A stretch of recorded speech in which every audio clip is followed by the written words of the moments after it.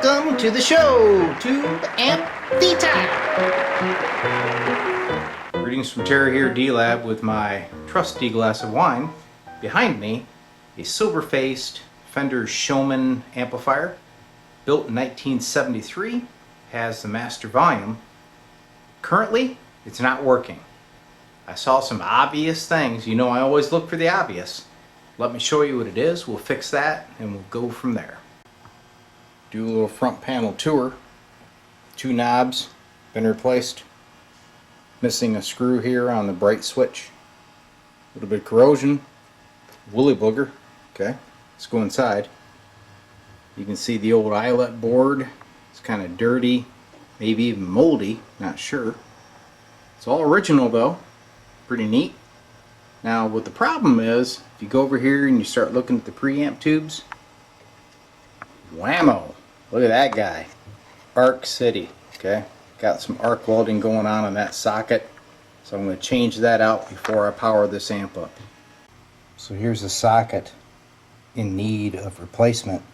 If you look over there, you can see the screw, the mounting screw is all corroded, and that lead, the insulation melted. It's been arcing to it. There's other damaged wiring in the area, so I'm going to have to clean that up. And what I'm going to do is replace it with this nice mic elect socket. I have really good luck with these. These are kind of the go-to socket for D-Lab. I made a quick sketch of the wiring, so pretty much I'm just going to go in here now,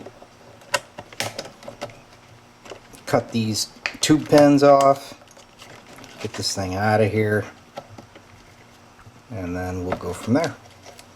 Obviously, I have no reason to save this socket, do I? I'm going to clean off this corrosion before I put in the new socket. Just grind it off with my trusty Tremolo tool.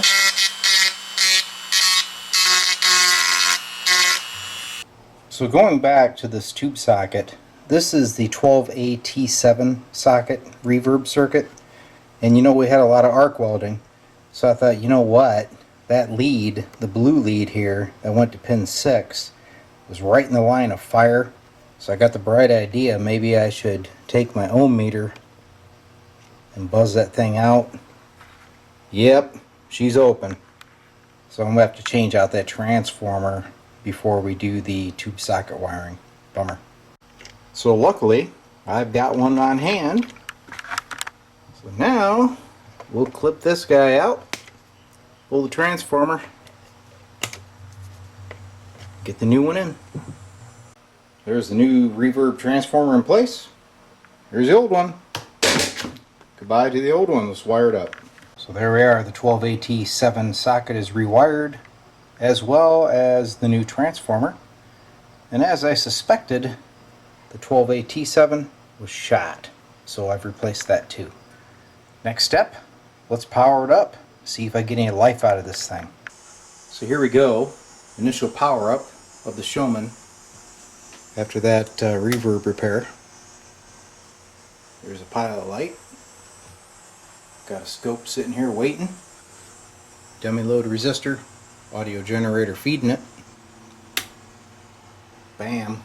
There goes the high voltage. Give it a little bit of audio gain here and see what we get. There she is. So it is alive. So the next thing I noticed is, if you take a look at these filter caps, they're bubbling. So I'm going to get those things changed out before I go any further.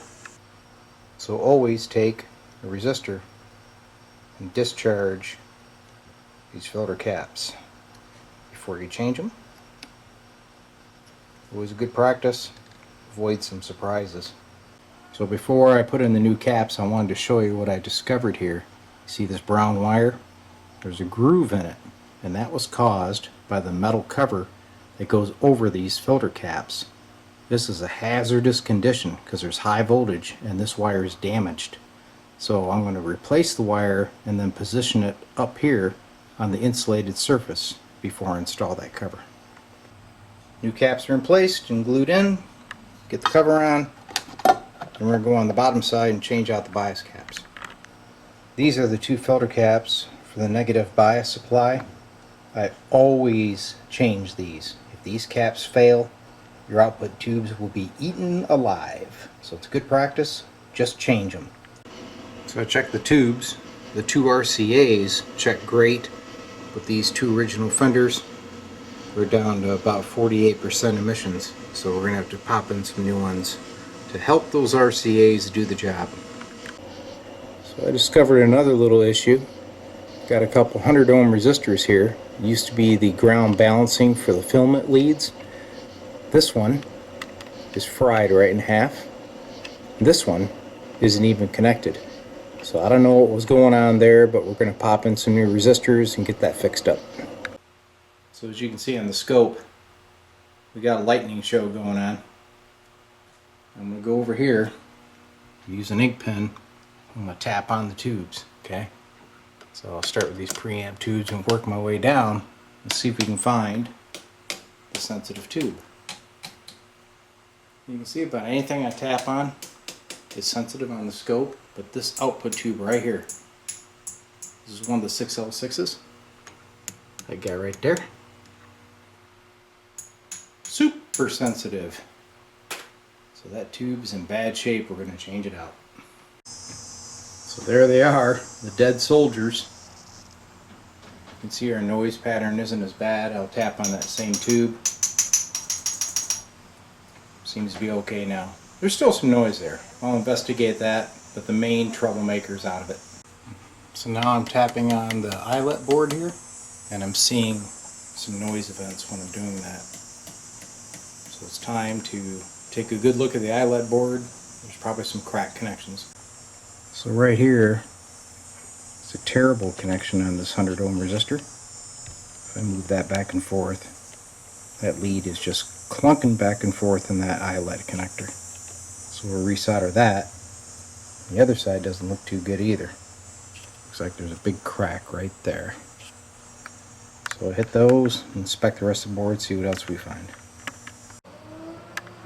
So the bad connections are solved and the noise level is gone. I also found a set of nice brown bass Sylvania 6L6s. So we got 4 of them in this baby. Now let's see if that tremolo is working, because I had an issue with that too.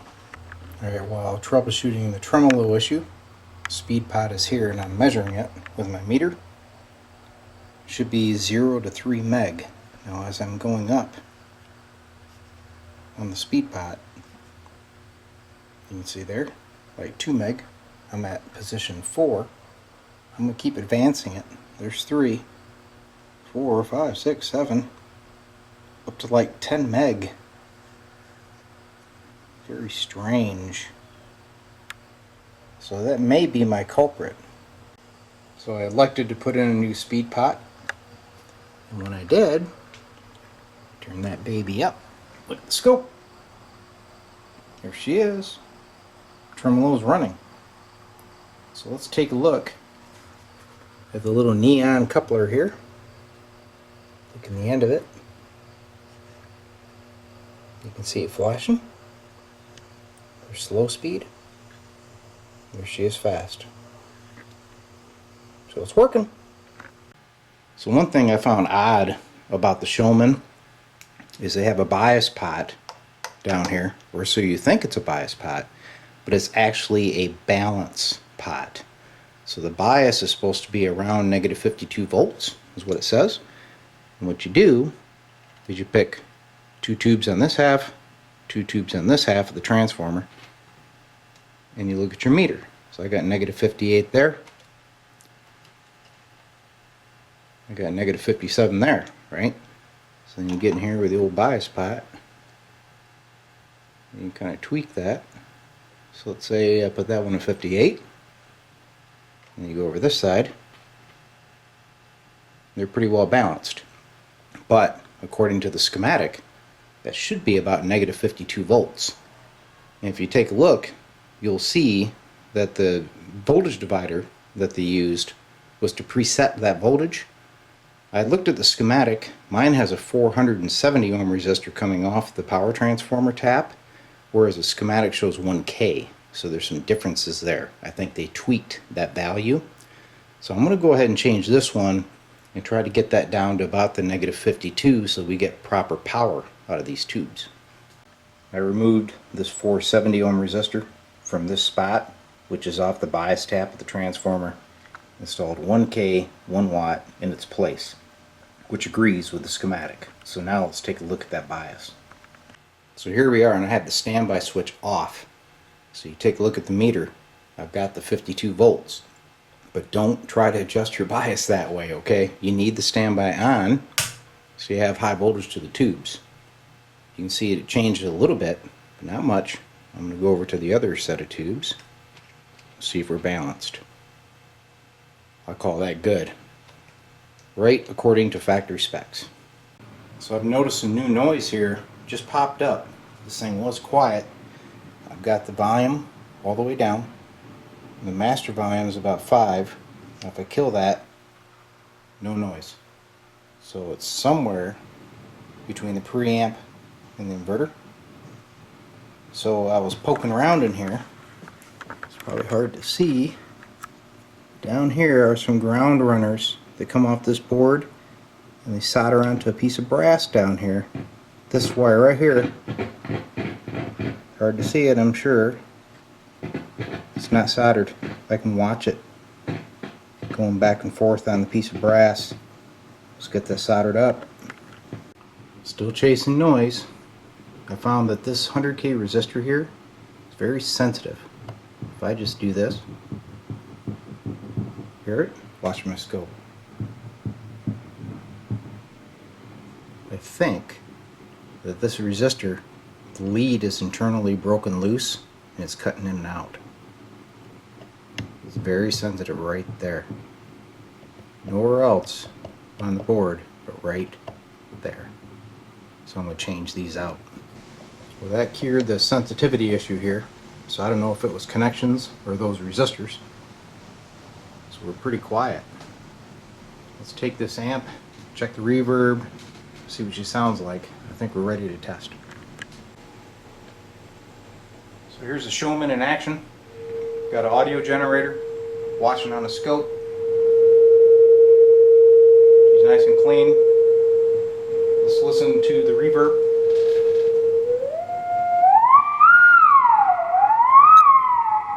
Just kill the reverb.